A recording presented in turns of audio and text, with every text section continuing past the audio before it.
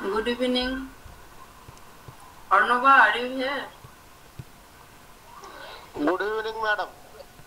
Yes, ma'am, I am here. Okay. Welcome all. Good evening, one and all present here. So, after a long gap, like 2 months gap, we are here for listening webinars on different topics. Now, this is our Biodiversity 2 series, and this is first lecture of this series. Uh, from this Saturday, we will organize every Saturday alternately biodiversity and environment and development series. So, myself Dr. Pompi Ghosh and Assistant Professor of Botany, Chhavarati Mahavidyalaya, Kapkari Jhargram, and our co-organizer Dr. Devabroto Das, Associate Professor, Lalgarh Government College, Jhargram. After a long gap, we are here. So, thanks to God for giving us this opportunity of new life, because our whole family are infected by COVID and severely affected. Now we are okay. So, thanks to all for listening. Come here and gather here for listening these webinars. Today's topic is something new, and today's topic is role of metapopulation in biodiversity conservation, and our resource person is Arnava Chatterjee.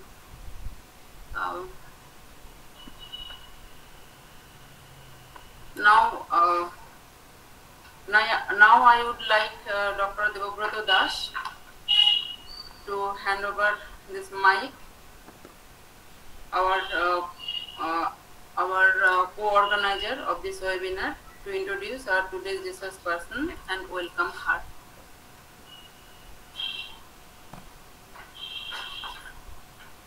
Thanks to all my dear participants and resource person. Now Arnava Chatterjee has done here her BSc in Microbiology from Ananda Chandra College, Jalpaiguri, West Bengal. She did MSc in Biotechnology from Jadavpur University, Kolkata in the year 2013. She did B.Ed in the year 2018 under WTTEPA. She also qualified GATE in Life Science and West Bengal State in the year 2014 examinations. Currently, she is working in West Bengal government sponsored school, that is Machala Ulumot New Setup Primary School, since 27th November 2013. Srimati Chatterjee as a regular basis participant in our biodiversity and environment development webinars. Now I hand over the platform to Srimati Chatterjee. Arnava, please start your presentation before the audience. All are waiting. Start your presentation. Good evening, sir. And am I audible? Yes. Hello. Okay, sir. Good evening to all the respected organizers and the lovely audience, the respected audience also. I am Arnava Chatterjee, presenting today's talk on the topic Role of Metapopulation in Biodiversity Conservation. I hope I can pull through this talk and also expect you to actively participate in this lecture and post your valuable comments and queries, if any, after my presentation gets over. So now I'm sharing my screen. Let me share my screen with all of you.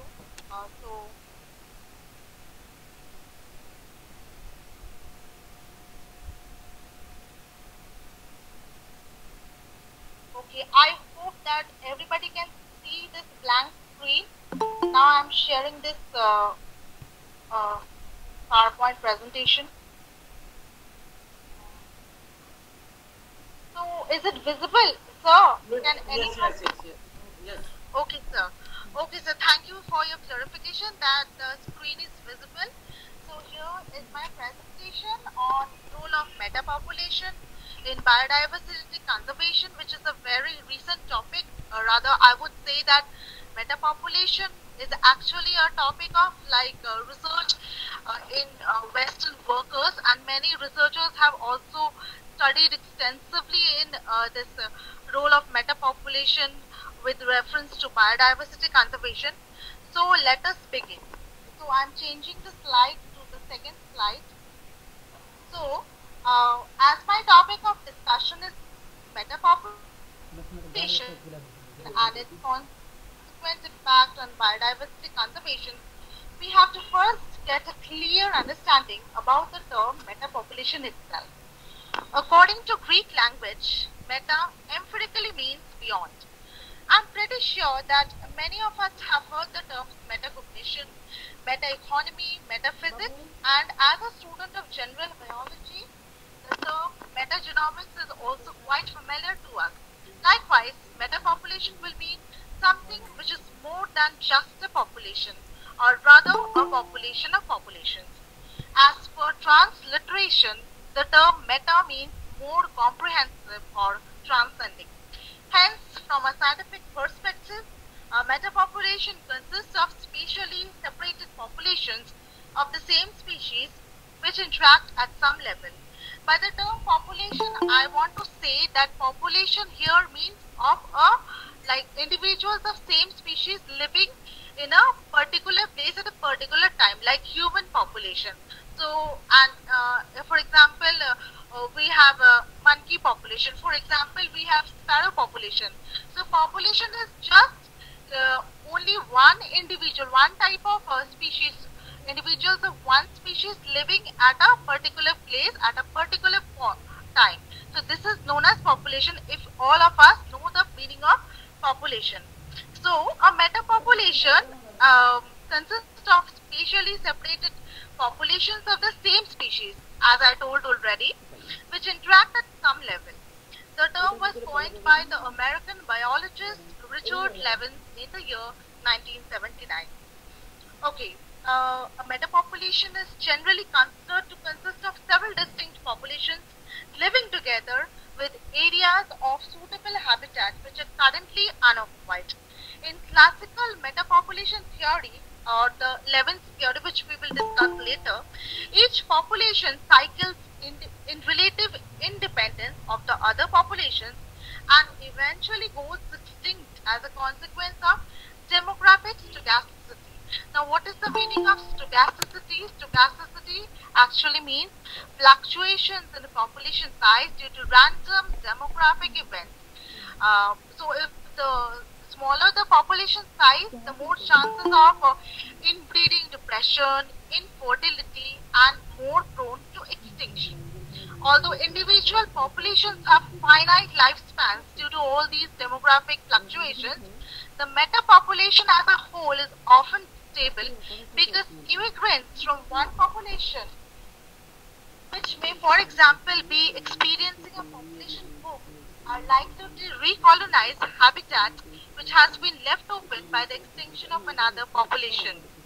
This is, they might also emigrate to a small population and rescue that population from extinction, which is called the rescue effect, which is a very important term and a very vital area of research for the ecologists nowadays. Such a rescue effect may occur because declining populations leave niche opportunities open to the rescuers. So we all know what is a niche, N-I-C-H-E. N-I-C-H-E, niche means the place where a population can reside and thrive. Okay, so now let's move on to the next slide, that is the third slide. Here is a general comparison drawn to understand the basic difference between a typical local population and a rather atypical meta-population. So as we can see, firstly, the comparison is local population actually is a closed population with no exchange of individuals to other similar populations. Contrary to this, metapopulation is an open system with continuous interchange of individuals among different habitats. Secondly, the local population is static, that is, it is closed, it doesn't move, and the individuals are added only through natality, that is birth, and lost through mortality, which is death. Whereas in the dynamic metapopulation, the individuals are also added through immigration and lost through emigration. Thirdly, in the local population, interactions take place only in the intra-population level, that is within the population, whereas in meta-population, interaction takes place between individuals of different subpopulations, that is inter-population level. Okay, now let's move on to the next slide. What's in store for us? Okay, now I have given some pictures and graphs related to metapopulation in biodiversity conservation. Here are some pictures and graphs. We would look into some of the relevant pictures.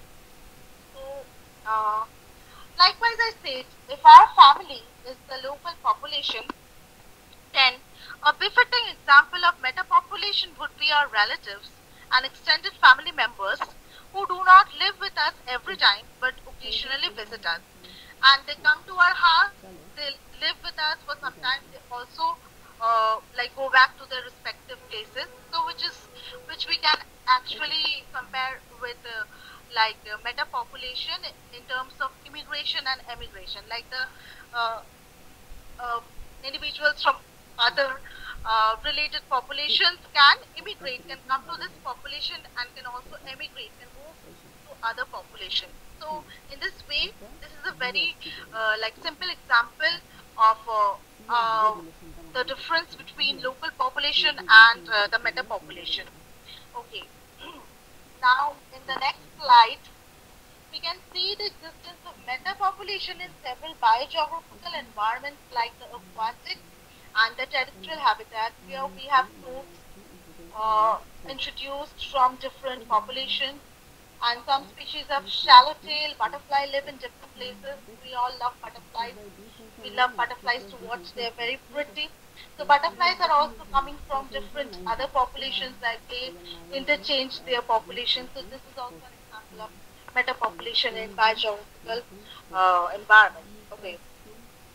Now the next slide is actually a very positive impact of metapopulation, and it's an applied, and it is applied aspect to fishery. The local population serves as a source for hybridization with adjacent subpopulations. Like this is the local population. The population of fish marked as 1 is the local population. This is the main population, and then we have subpopulations like 1A, 1B, 1C, as we can see in the slide. The subpopulations are normally separated, but during the breeding season, what they do, they overlap, thus facilitating gene flow in populations and thus maintaining the meta population. Okay. Next, in the next slide, this is the development of metapopulation theory is actually in conjunction with the source syncodynamics, which emphasizes the importance of connectivity between seemingly isolated populations, as reported by the Finnish biologist Ilkka Hanskai or Hansky of the University of Helsinki. So source syncodynamics is one of the keystone factors in the occurrence and stability of most metapopulations. I would say that Hansky also Levin, but Levin is actually the coiner of the term metapopulation.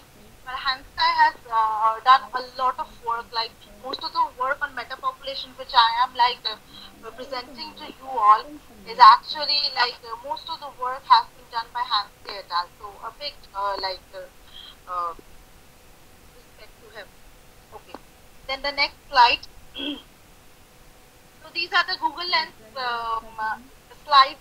These slides are graphically they are demonstrating the differences between 4 types of metapopulation theories, namely, which is the classic theory, the classical Levin theory, which was proposed in 1969. Then we have the mainland islands theory. Then we have the patchy population theory, and the last one is the non-equilibrium theory, which is also very interesting. We will see later. Okay. Likewise, again in this particular slide, we have a graphical comparison, and the same we have charts in this slide also for the aforementioned model. So now I should say that this presentation of mine is actually divided into two distinct parts. The first part is the theoretical part in order to know more about metapopulation, and next is the practical or the applied parts of metapopulation in the conservation of biodiversity, which is the topic of my talk today. So, now we come back to this concept of metapopulation, and according to Hanska et al., there are at least 4 underlying conditions which define a metapopulation. According to Hanska et al., these conditions or assumptions are, these are actually assumptions. The first assumption is habitable populations are found in only discrete, that is non-continuous patches. Okay. The second assumption is all populations and subpopulations have a risk of extinction due to demographic stochasticity, that is fluctuation, and inbreeding, depression, infertility, disease, etc. Next, we have habitable patches that are close enough to be recolonized during breeding season and rescued from extinction. This is the third point. And the fourth assumption is local population growth dynamics is asynchronous, that is not synchronous, due to constant immigration and emigration activities taking place. So these assumptions govern the existence of metapopulations as a whole. Okay, now next slide. We have certain terms, terminology described over here. So as I said earlier, there are certain terms which are significant in the concept of metapopulation, which we have to understand for this, to understand more of this topic. So let us define each and every term one by one. So first we have the habitat patches. Habitat patches are the places where a local population resides, and these patches are spatially separated from one another by intervening boundary for the matrix. This matrix is characterized by unfavorable environmental conditions for populations to thrive. Hence, it limits the movement of population to other patches. Now, as metapopulation has this habitable patches, and the patches are delineated by some boundaries, invisible boundaries, which are actually not favorable conditions or suitable biographical conditions for the population to thrive. So they do not go there, or if they go there, they would die due to certain factors, environmental factors. Okay. Next, we have the source sink dynamics. It is a very important term, and it is one of the keystone factors in governing metapopulation dynamics. It is used by ecologists to describe how variation in habitat quality may affect the population growth or decline of organisms. Source sink dynamics has been incorporated into studies of metapopulation, as some patches may go extinct, but the regional persistence of the metapopulation depends on the ability of the patches to be recolonized. As long as there are positive patches, that is the source patches present for successful reproduction, sink patches may allow the total number of individuals in the metapopulation to grow beyond what the source could support, providing a reserve of individuals available for recolonization. Source sink dynamics also has implications for the studies of the coexistence of species within habitat patches. In the next slide, we have extinction and recolonization. So populations also often have a risk of extinction due to several underlying demographic factors, as inbreeding, depression, infertility, intra-specific competition, disease, unfavorable habitat conditions, to name a few. Recolonization could happen if emigrants from a population currently experiencing population boom or fully populated habitats can repopulate the habitat prone to extinction and rescue it. Next, we have a type of extinction called regional extinction, which describes a situation in which a population no longer exists within a certain geographical region. So this is the basis of regional extinction. It is also known as extirpation or local extinction. Okay. Next, we have a turnover event. It is very important because it is a phenomenon where a previously unoccupied habitat patch due to extinction, is again recolonized by individuals from other spatially separated local populations. Next terminology is metapopulation persistence time, the measure of time until all local populations in a given metapopulation become extinct is called the persistence time of metapopulation. So this is the stability factor of metapopulation. Okay. This was actually studied exclusively by Reclef and Miller in the year 2000. And next we have the rescue effects, which is a very important factor in the sustainability of a metapopulation. Rescue effect also gives a bigger picture of ecological balance as individuals from a heavily populated habitat patch migrate and recolonize an unoccupied, previously near extinct habitat to rescue it from extinction.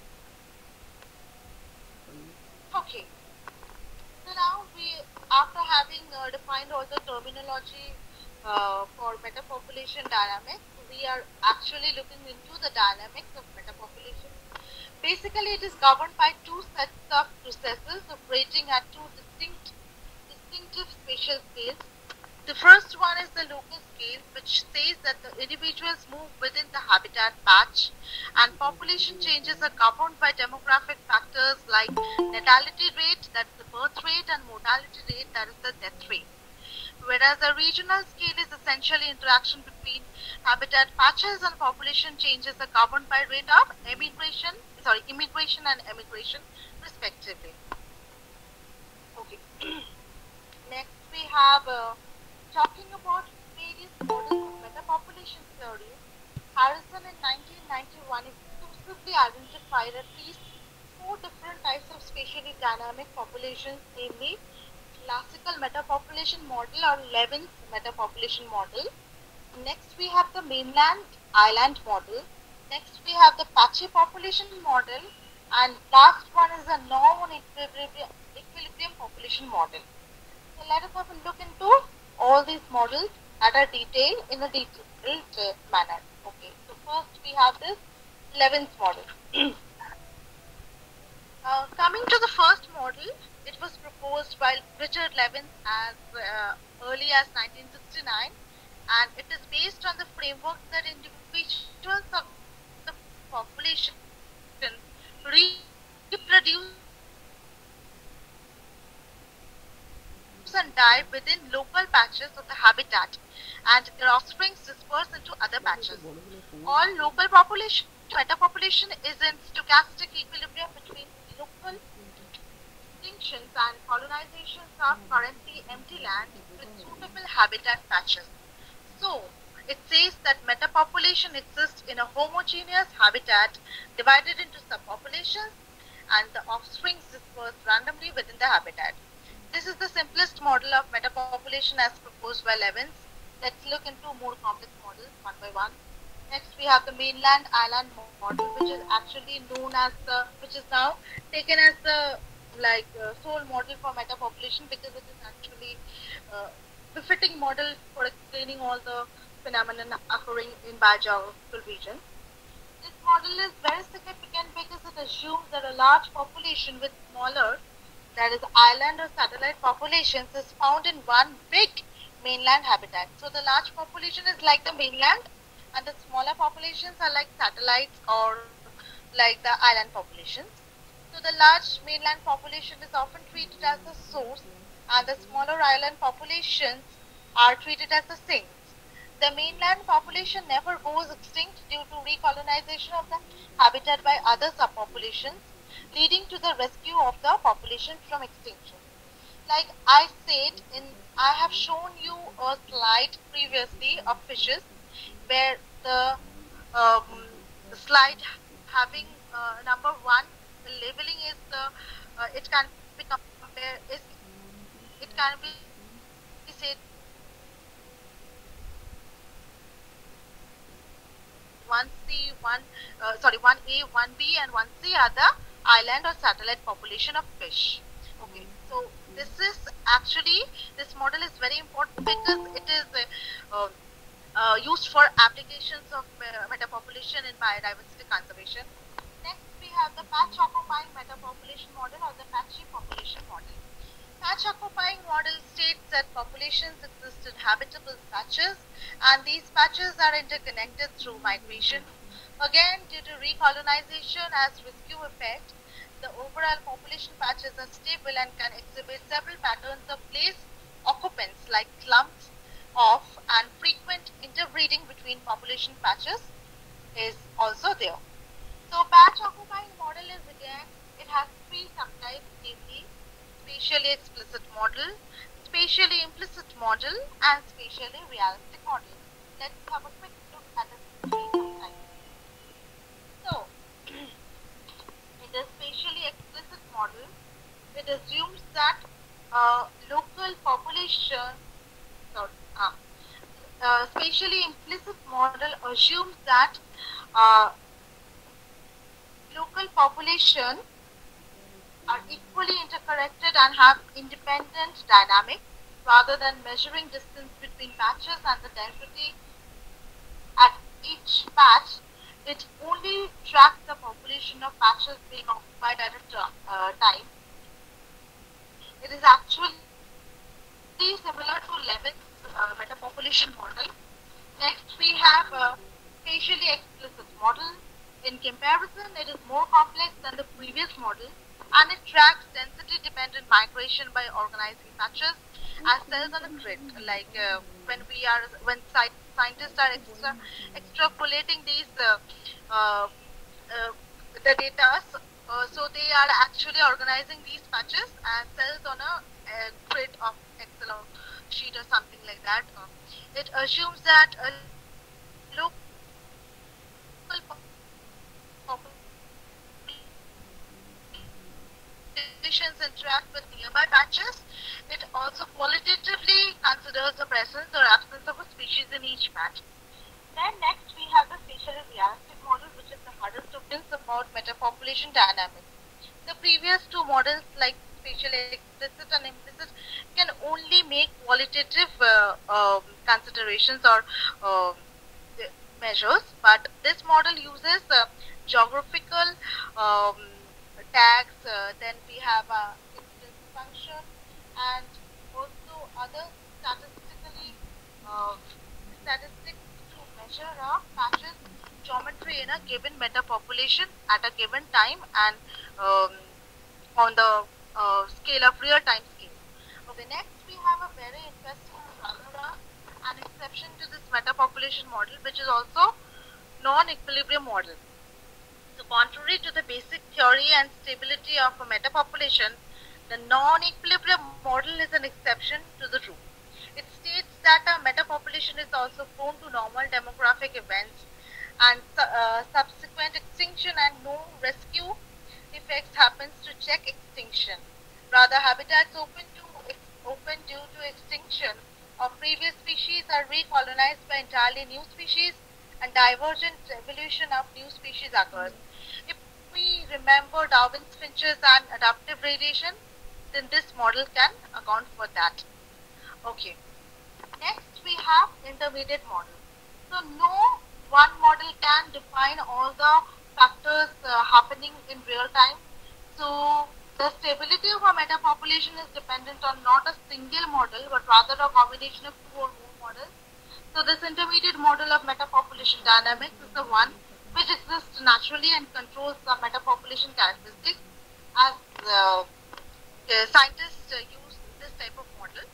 So next, this is the second part of the presentation where we will see at least three different examples of practical effect of metapopulation in the conservation of biodiversity. These slides will now sketch the picture of the applications and implication of metapopulation in sustaining the plethora of organisms in their natural environments. We would look into three different examples. So the first example is this is the first example, the metapopulation ecology of coral reef fishes. So now comes the applied part of metapopulation. As we know, coral reefs are present in the marine ecosystem where coral, a type marine invertebrate live under the ocean depths in colonies known as polyps or hydroids. The reefs have a high biomass production and a rich faunal and floral diversity. So these are the conditions of coral reefs. Like corals require certain conditions to occur and can flourish only in relatively shallow waters exposed to direct sunlight with optimum temperature of 23 to 25 degrees centigrade and free from suspended sediment.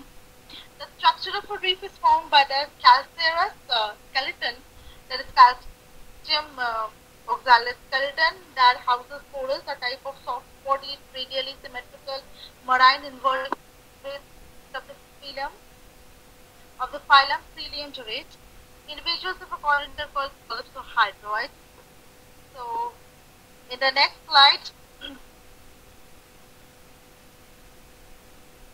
millions of coral reefs cemented together over a period ranging from a few thousands to millions, enormously in structure and complexity, and are roughly divided into three major types.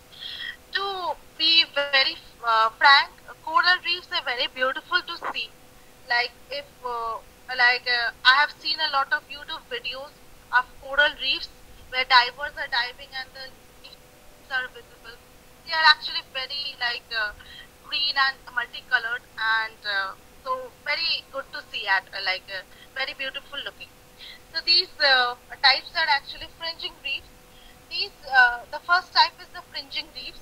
These reefs grow close to the shore and extend out into the sea like a submerged platform. Example can be the Greater Caribbean Reef. Next we have the Barrier Reef, as evident from the name itself. The Great Barrier Reef is example, and these reefs are separated from the landmass by wide stretches of water along the coastline.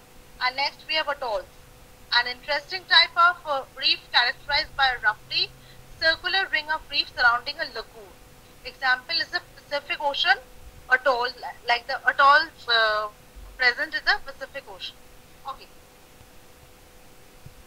The next slide we have coral reefs or biomass has been linked from the threat of extinction due to overfishing, digging, ocean acidification, certain spillage of oil, ships, and other treacherous activities by human beings. So various steps have been taken and several marine reforms are opened to check the loss of such plentiful of marine flora and fauna. Here in this slide we can see the names of certain important marine reserves which are protecting the coral reef. We have in Australia, the Great Barrier Reef is protected by the Great Barrier Reef Marine Park Authority, including biodiversity is protected by Marine Biosphere Reserve, as reported in the Tamil Nadu article in 1980 as cited by Wilkinson and Clyde 2008. Next, in the next slide, here several workers like Alice Mann, Richard Law, and Nicholas B.C. Polinen have devised a metapopulation model and statistical interpretation to conserve marine population and benefit fisheries. Here I am taking valuable reference from their research work, and we would draw important insights in support of marine population conservation. So, they have constructed a mathematical equation based on the classical and mainland island metapopulation theory. Accordingly, they have identified two kinds of patches, those open to fishing and those protected from fishing. Also, we know that habitat patch exists in two states. Number one is occupied and number two is empty. Now, coming to the statistical part, we know that the proportion of population occupying a particular patch can be mathematically written as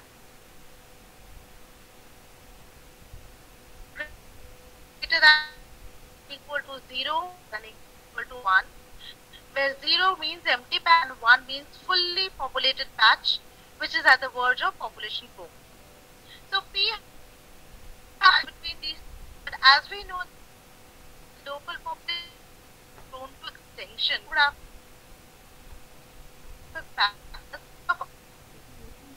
rate of occupying the patch, the P, by the population decreases proportionally by a factor E, that is the extinction factor EP. Next, so we also get the term EP. Similarly, the rate at which individuals from an occupied reach to another patch is given by the constant M, that is migration constant, and the total rate at which, since the proportion of occupied patches increase only if the recipient patch was previously empty, the rate at which the proportion of occupied patches increase is given by the equation MP is equal to MP into 1 minus P. So the flux in P, that is the patch, is given by the equation D, that is dP by dt equals to MP 1 into P minus EP. This is equation 1. These are equations actually which are devised by these workers. I have mentioned their names. Okay. Next slide. Again, we know these meta-population models are based on the assumption of spatially implicit model, spatially explicit model, and spatially realistic models with the consideration of the two states, that is occupied patches and empty patches. Okay. Now in the next few slides, we will look into the answer to the problem of an exploited metapopulation with reserves. So, first, local populations have to be defined as either maintained as reserves or open to fishery or exploitation. Suppose we consider a region in which a proportion Q1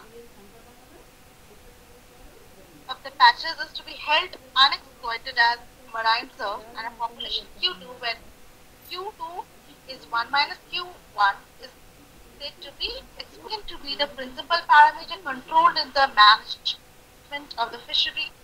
The metapopulation lives in both kinds of patch and assume that migration M from a given patch is occupied on its status as a reserve or exploited area. On the other hand, the rate of local extinction, that is E1 and E2 for reserves and exploited patches respectively, is likely to be greater in the presence of fishing. So they assume E1 is much. This difference in the behavior of local population two dimensions. Second fact, the state of a patch is determined by whether or not it contains individuals restricted to the fishery.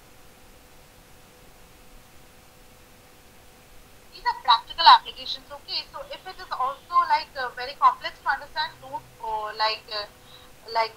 don't panic, because these are actual work by these researchers, but actually they give a very good insight into the applied research of the metapopulation theory in context of biodiversity conservation.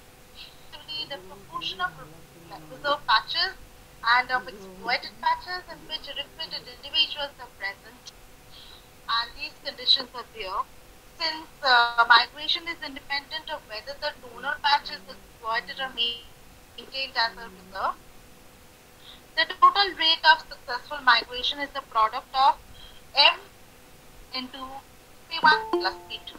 Migration increases the proportion of reserve patches containing recruited fishes at a rate that depends on the proportion of reserve patches unoccupied. So we have again a formula over here. In the same way, migration increases the proportion of exploited patches with recruited fishes at the rate M into P1 plus P2 into Q2 minus, P1 plus P2 into Q2 minus P2. Okay. Positive effects of migration are countered by local extinctions in reserves and exploited patches. The rate at which the proportion of occupied patches in reserves and exploited patches, the rate at which the proportion of occupied patches decreases through exploitation is E1 P1, P1 and P2, P2 respectively. Okay, next this is the equation and next we have the third equation, the third assumption, the assumption that local extinction of recruited individuals is a consequence of exploitation. Exploitation is assumed to give rise to a substantial local extinction rate, so that P2 is greater than 0. So we have the dynamics over here given by equation 3. And next, once at equilibrium, it is straightforward to determine the proportion of local patches that should be held at reserves to maximize the exploitable stock at equilibrium and the benefit of these reserves to the fishery in terms of the equilibrium yield. So conclusion for the example 1 is, reserves should have the effect of preventing regional extinction of heavily exploited metapopulation by providing a source for the replenishment of fished out local patches, so that sustainable exploitation is possible in the future. Our system much simplified from the real world. It has the advantages of simplicity, allowing us to see some important basic relationships, and methods of metapopulation dynamics become important tool or method in the field of conservation biology. Next, we have the example 2, using metapopulation theory for practical conservation of mangrove endemic birds. So what is a mangrove habitat? We know the mangrove habitat is where the marshy area is present, like the nitrogen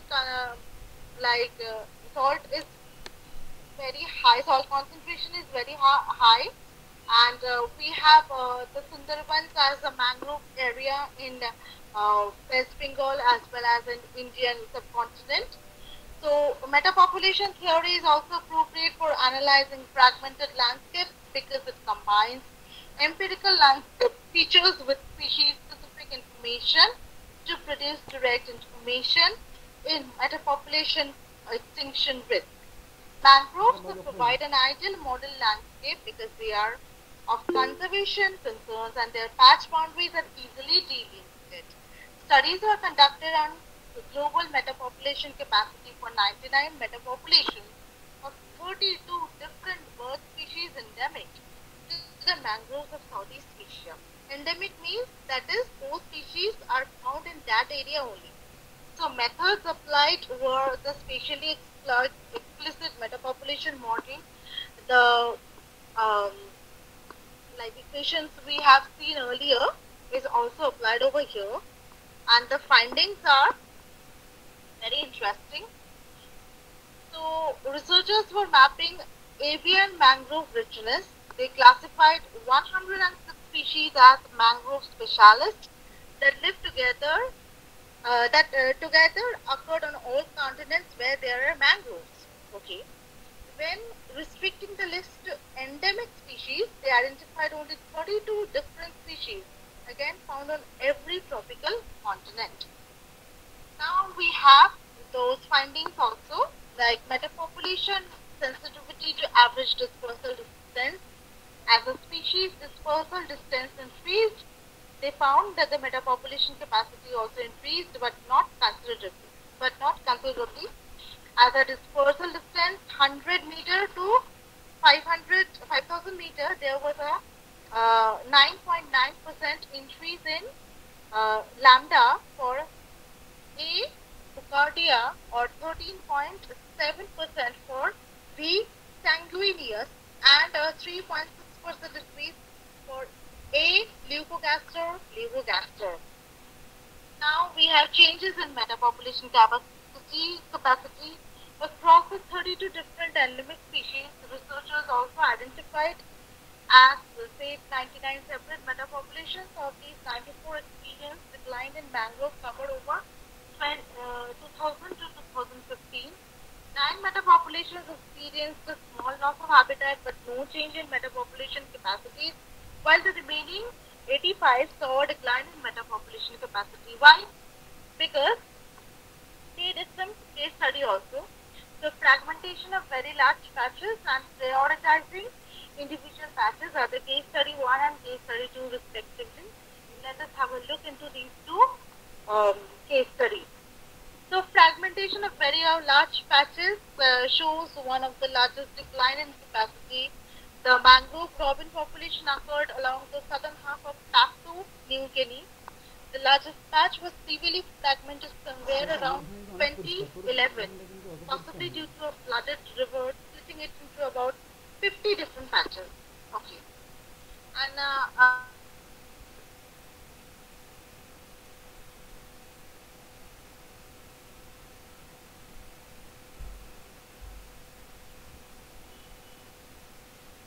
Barranquilla in northern Colombia exemplifies the contributions of individual patches to the overall patch population.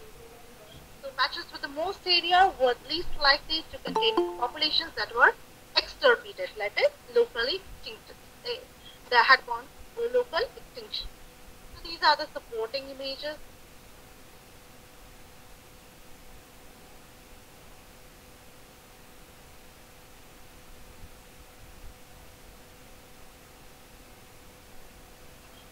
Showing the colored indicators of loss of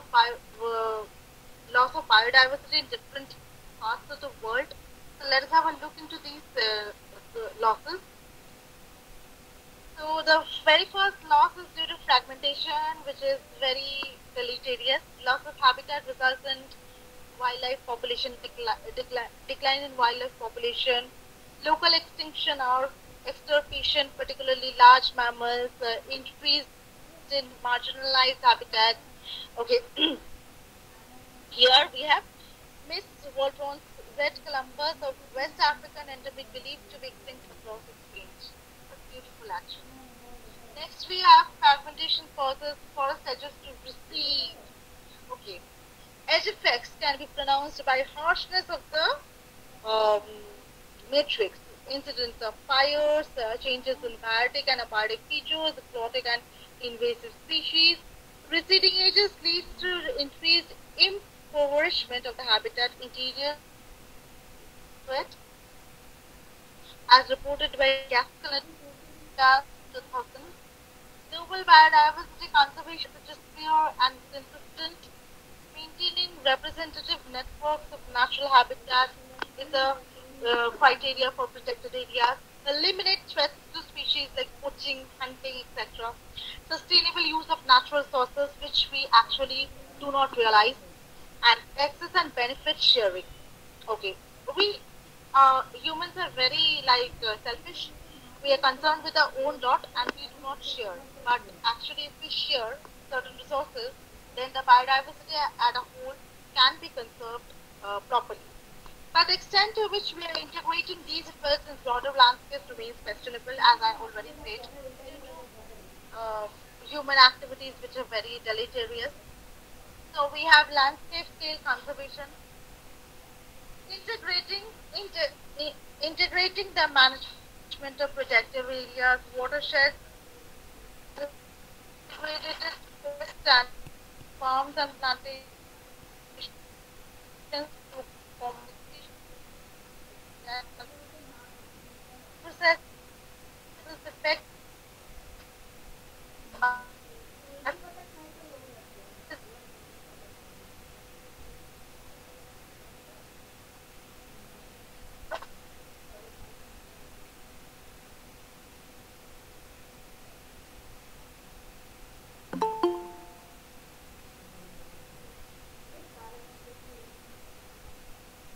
এখন একটু পরে করবি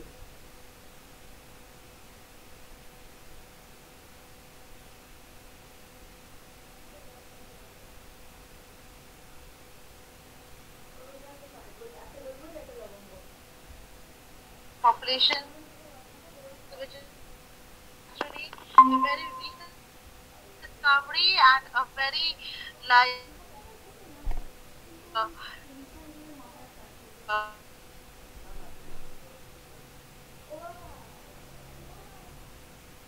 for microbiologists. By combining nanotechnology with landscape ecology, a habitat landscape can be on silicon chip and with nanoscale stress physical implementations of an adaptive landscape by generating a spatial mosaic of patches of opportunity distributed in space and time. The patchy nature of these fluidic landscapes allows for the study of adapting bacterial cells in a metapopulation system operating on chip within a cystic ecosystem. Okay, so this is actually the how the process takes place. Here we have this E. coli metapopulation on chip. This is Escherichia coli. Okay, now implications of metapopulation and biodiversity conservation. These models can examine the consequences of population density and habitat quality on metapopulation structure. The metapopulation theory predicts that the threshold number of suitable patches is required for large-scale metapopulation persistence, while emigration and colonization must be greater than extinction. So these are some of the books I have referred to, and these are additional references, some papers, valuable papers on metapopulation. You can also have a look. And I am very much privileged to get the opportunity of a speaker in this webinar, in the very first webinar series of Biodiversity 2, because Dr. Devubrata Das sir and Dr. P. Ghosh ma'am have faith in me and given me this opportunity to host today's webinar, to be the resource person of today's webinar. And I'm also grateful to my father, who has given me important aspects, has given me some detailed descriptions of metapopulation. And I am also thankful to Ms. Priyanjana Ghosh ma'am, who has actually suggested me this topic name.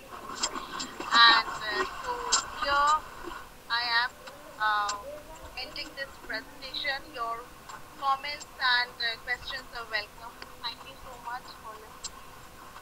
Thank you.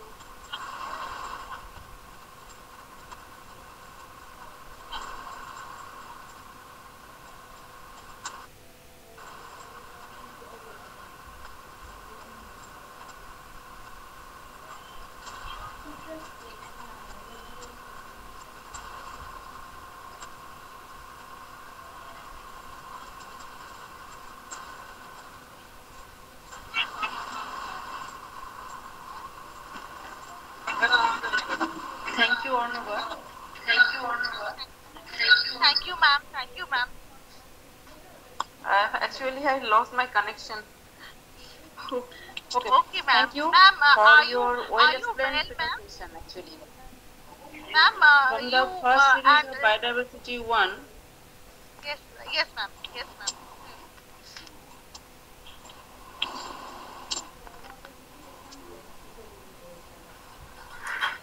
now again the connection. From the first series of Biodiversity 1, we came to know so many diverse species of plants, animals, microbes and rocks. Now to study the population of any species in a particular habitat, it is essential to know the theory part. Yes, ma'am. Yes, ma'am.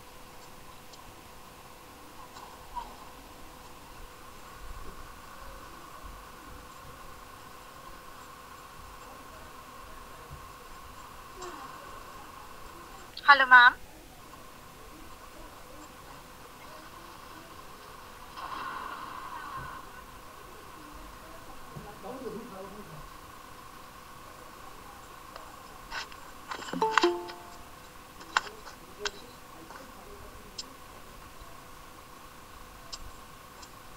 Some questions from Nateshan sir. Have you seen? Voice is, yes. One question from Nateshan sir.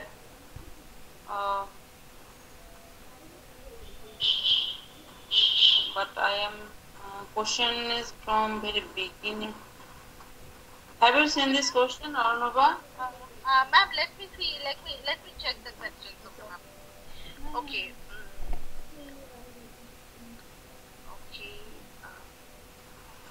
Can I ask a question?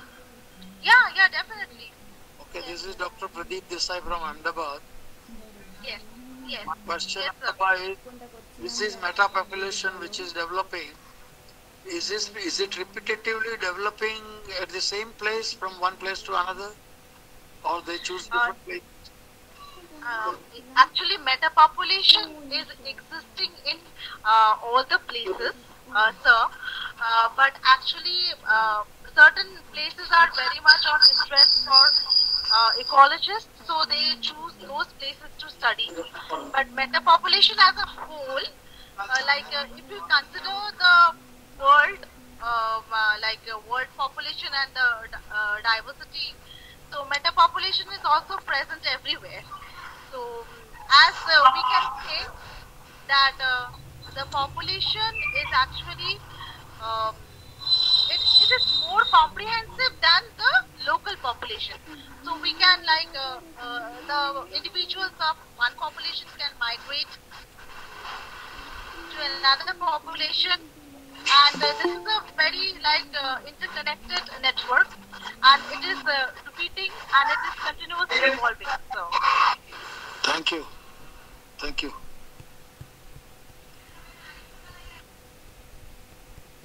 Thank you, sir. Thank you, sir. Any question from participants? Ornava is ready to give answer. Yes, ma'am. I think no question, Ornava. Okay, ma'am. No question. And today's internet connection is very poor here. That's why I am disconnecting so many times. Okay. Yes, ma'am. So good Over night. here also it is breaking actually. Yes, So ma'am. Okay, ma'am. Okay. Participants, please give your feedback, valuable feedbacks, and feedback link already sent in this chat box. Please, participants, please see the chat box.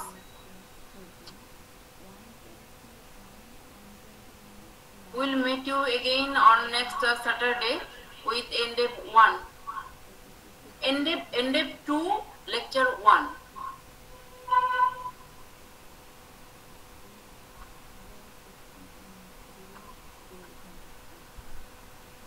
For participants, it is, I have to say that you have to register for all the webinars and you have to give feedbacks after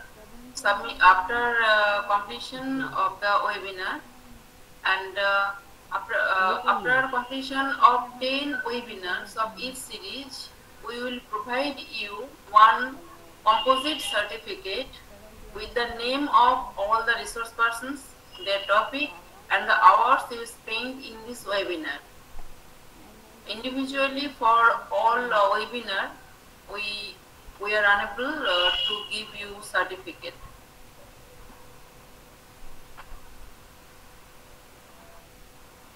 So please give your valuable feedback for each and every webinar.